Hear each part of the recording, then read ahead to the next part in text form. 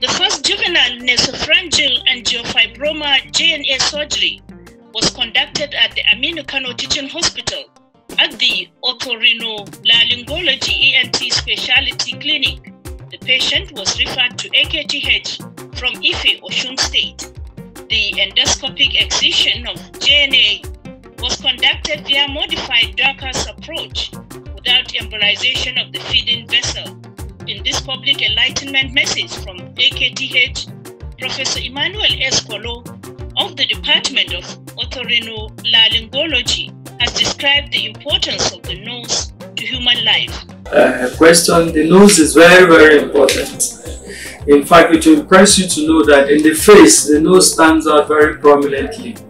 And I think that's why God made the nose to stick out, because it's one of the most important structures there. In fact, in traditional Indian environment, if you commit a very serious offense like adultery, stealing, they used to cut off the nose, which is called traditional rhinectomy. So you begin to wonder, the eyes are there, the ears are there, the mouth is there. Why do you choose to remove the nose? So to tell you how important it is even to traditional people, you only remove one thing in the face, which is nose. And once the nose is gone, that person suffers shame for the rest of his life.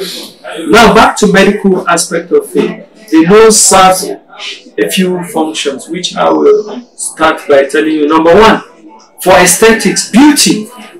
Okay, if you have a nose of a gorilla, you look very, very ugly. So number one, the nose serves a very good function to beautify a person. Okay? The second function is for breathing, what we call respiration. That's the first place where you take in air and you breathe. Another function of the nose is for you to smell, which is very important in life. If you're not able to smell, your life is in danger. Petrol can be smelling, gunpowder, fire. You will not be aware. Okay? Then finally, the nose is also important in humidifying the air. We call it the air conditioner, a very layman's term. Okay? So basically, and then it's important in speech. That's why if you have cold like catarrh, you notice that your voice has changed. But when the nose is clear, the voice becomes very normal. And then it also has an identity. It gives you that identity to your voice, which makes anybody who hears you in the phone knows that, this is Mr. This is Mr. That, based on that. Okay? Yeah.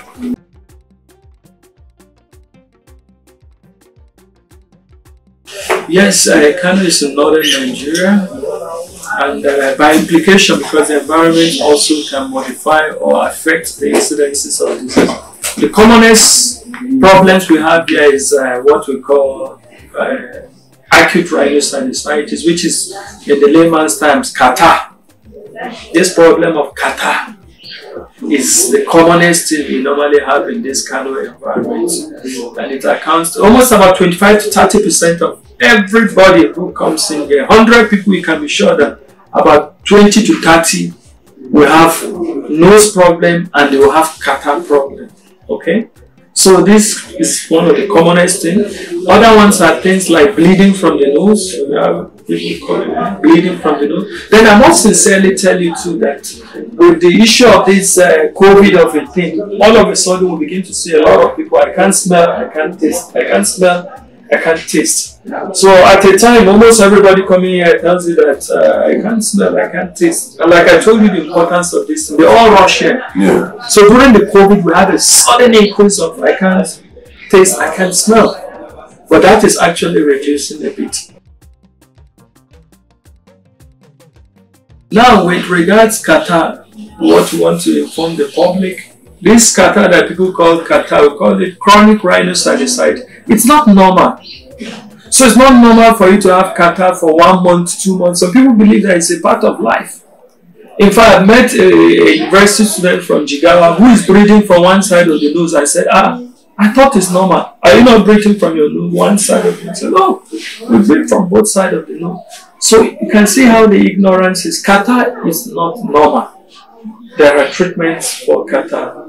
Okay? And then for the prevention of some of these things, number one, when the weather is very, very dusty, we recommend that people who have problem of allergy, because there are people who sneeze a lot. You try to avoid where there are dusty places. And then thank God for the advent of the mask to realize that a lot of our patients benefit from the use of masks. And then you can also go on wet processes, especially those who work in industries. Once there is anything that is dry, you should try as much as possible to make use of wet processes, meaning you package your things or you ensure that wet processes are replacing the dry processes. Gone are the days where you go to factories and find dust everywhere. No. There are extractors, there are humidifiers, and then there are wet processes that ensure that these things don't go out to the environment. And like I said, use of face mask is also very important. When it gets too dusty, if you must come out there, use a face mask.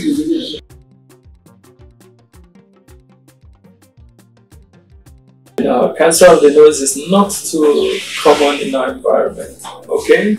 It's not as common as these issues that I've mentioned. Fortunately for us, thank God for that, but that doesn't mean that they don't exist.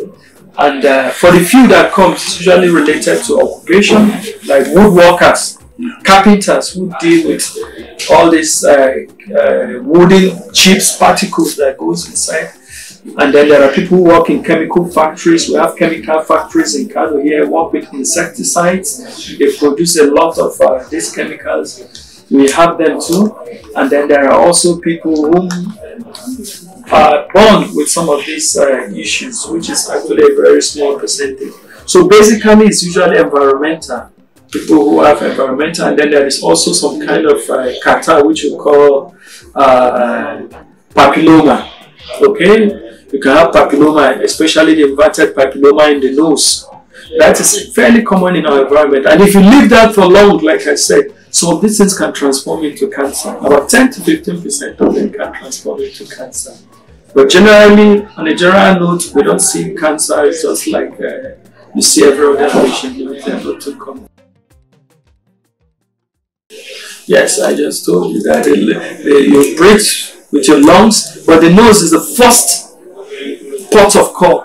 So for every air that is coming into the lungs, naturally by default passes through the nose. And like I said, the nose modifies it. It's an air conditioner. If the weather is very cold, it will warm it up so that whatever you're inhaling will be humidified. And then it also serves as a filter. All these dust particles are filtered first in the nose. And then it also has humidity.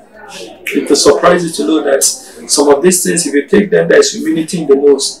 Okay, for instance, you take something that is not palatable, you start sneezing excessively until you blow your nose and you reduce the quantity of what actually goes inside. Oh, I think we have seen a lot of things like that, and some papers haven't been written in our environment, like in Maiduguri. Such practices are actually common, where they put a needle and it gets dissolved inside the nose.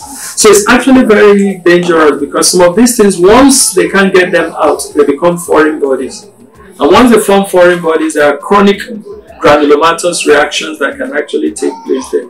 And some of these needles can slip into the airway and get dislodged into the lower airway. And that can present as extreme emergencies.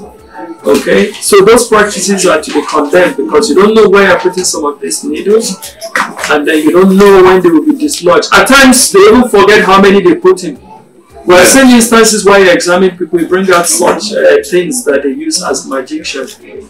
Yes, it's a situation where we call juvenile nasopharyngeal angiofibroma, and people operate it, meaning open operations. But to our knowledge, this is the first time it will be done endoscopically, meaning minimal access, using your images, video camera system to extract that tumor.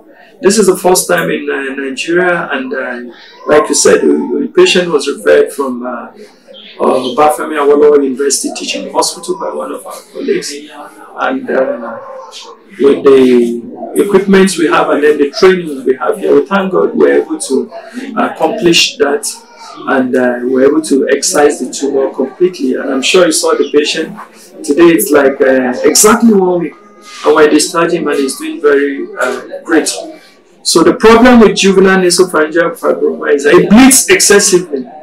Just mere touching it, just touching it, as in touching it, you can transfuse almost a pint or two of blood, not to talk of even operating it. There are instances where people transfuse even 13 pints of blood, 15 pints of blood in attempting to operate such a thing. So, but you can imagine, we did it minimal access and we transfused just 2 pints of blood. And then in other centers too abroad, there's what they call embolization, meaning you have to clip the artery or you get some special foams and you block it to reduce the amount of blood. But what we did is that we got titanium clips, just like you use a stapler on paper, and we're able to staple those arteries and cut off the blood supply. To our knowledge, that's the first time it will be done in Nigeria too. So I must tell you that the cost of embolization it's very expensive. Even outside the country, it's like $8,000 just to stop that vessel. In Lagos, I think he was told that the cost of it is 4 million naira. And how much did he spend for the surgery? Just a few hundreds thousands of naira here. So you can imagine the cost to save our patients, and then the fact that we're able to do some of this procedure, it's actually good for our patients, that they don't need to go abroad for JNA. It's just that it's happening in our environment. It's the first time it's happening in our environment. The knowledge is there. It exists outside the country. More of technology, really, minimal access.